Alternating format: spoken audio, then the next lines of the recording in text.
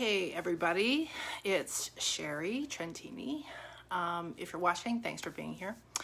Annually or biannually, I like to jump on and do a live video on World Suicide Prevention Day, which I believe is every day.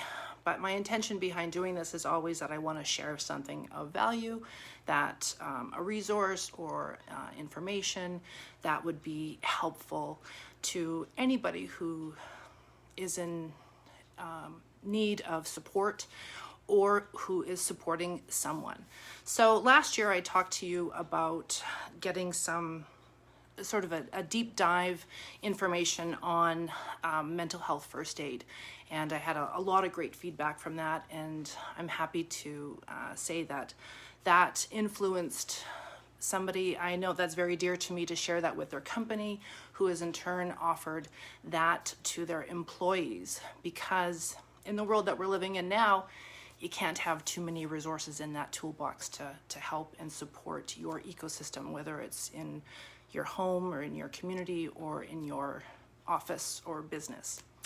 So this year, as a avid learner, I went into a deep dive on being trauma informed, because there's a wealth of information out there right now about how trauma has affected the world and the people in it, and it's of vital importance to know what that means, what that looks like, how that can show up in somebody's life, and so on.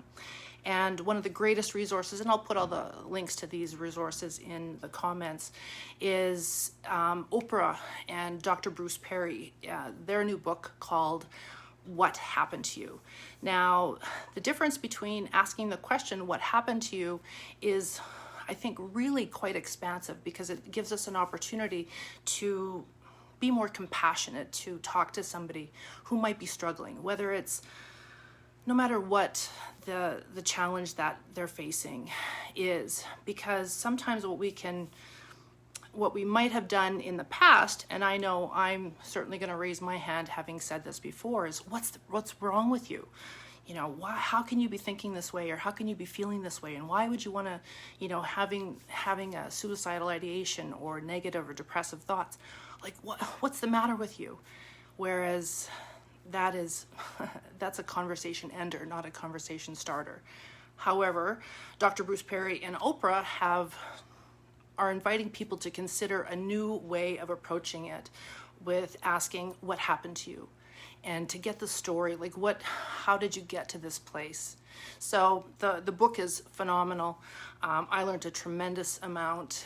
Some of it may not, the stories that they share, and it's because it's very conversational, I think gives the opportunity to think and expand what we know about mental health.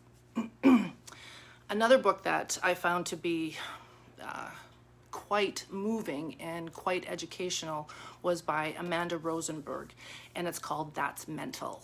So again, that's a title here in especially North America that we wouldn't necessarily want to pick up or be able to even publish, but she has done an exceptional job sharing her experience with her living with mental health. She devotes an entire chapter on her suicidal ideation. It's riveting, it's frightening, but it does give a bit of a glimpse into what somebody might be experiencing when they are in that place. Thirdly, I connected with Lisa Zaratni, who has created a podcast called Positively Living. Now, we had connected earlier this year at a summit to support parents and caregivers of children with medical issues, and I was grateful to be a part of that as a speaker, and speaking specifically to the parents and caregivers of the summit that might be experiencing their own mental health issues, or if the child that they are caring for, their health issue could be mental as well as physical, or whichever. And so Lisa has an incredible resource of her podcast. I'm going to share my top three favorites so far, and that list I know will continue to grow. Again, it's called Positively Living. You can find it on iTunes, Spotify, wherever you listen to podcasts. Now, the first one is called Trauma Informed Life with Mallory Jackson.